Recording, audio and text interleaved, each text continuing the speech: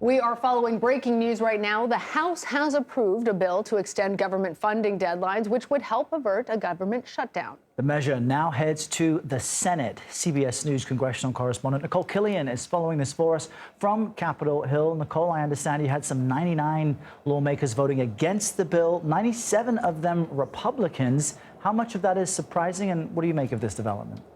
I don't know that it's particularly unusual, Errol, just because when we've seen past votes, for instance, with the last CR, and again, I don't have the vote tallies in front of me, but the breakdown has been relatively similar. I mean, at the end of the day, what we typically see is that you have a large group of Democrats that ultimately end up supporting these packages. Republicans are kind of split kind of half and half in terms of about 100 or so usually favoring a package like this, 100 or so that don't. So these numbers kind of jive with this. I mean, obviously, people don't want to continue kicking the can down the road by just sliding the deadline by a week or two in terms of this funding. But at the end of the day, the end goal here is to try to clear 12 appropriations packages. That is part of the regular order with respect to Congress. Hasn't happened in a while. And so ultimately, part of shifting these deadlines is to give Congress just a little more time to get it done. But in talking to congressional leaders, they feel fairly confident that this time around,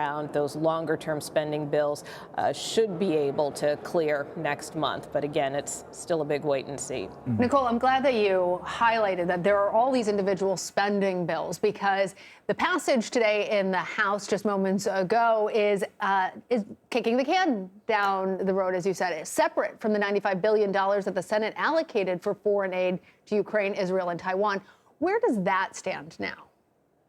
Well, you know, it kind of has been stalled since the Senate passed it a couple of weeks ago. And of course, we heard in that meeting this week that President Biden had with congressional leaders him make another push for that legislation to be taken up very quickly, calling the situation in particular in Ukraine dire without any kind of congressional action. As you see, the bulk of that $95 billion there, $60 billion is allocated for Ukraine. So, you know, the speaker has continued to insist that he feels the issue of the border needs to be addressed first, although he says that he understands the urgency of the situation. What's interesting is that there is a bipartisan proposal that is floating out there from Congressman Brian Fitzpatrick, Congressman Jared Golden, that is a little more pared down version that kind of does address the issue of Ukraine funding and also the border. And so, you know, that is something that is also starting to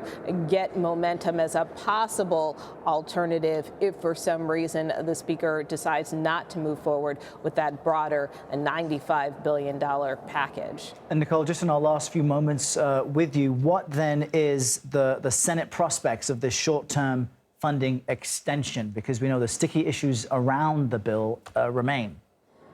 Yeah, well, we do expect the Senate to take this up in short order. You know, senators are anxious to get out of town if they can. They typically leave on Thursday, so the hope is that they can clear this temporary spending package relatively quickly and, of course, again, move forward with this appropriations process in the coming weeks. All right. No motivation like the weekend. Appreciate the update. Nikole Killion there on Capitol Hill. Happy Friday Eve. Yes, exactly. Thanks, Nikole.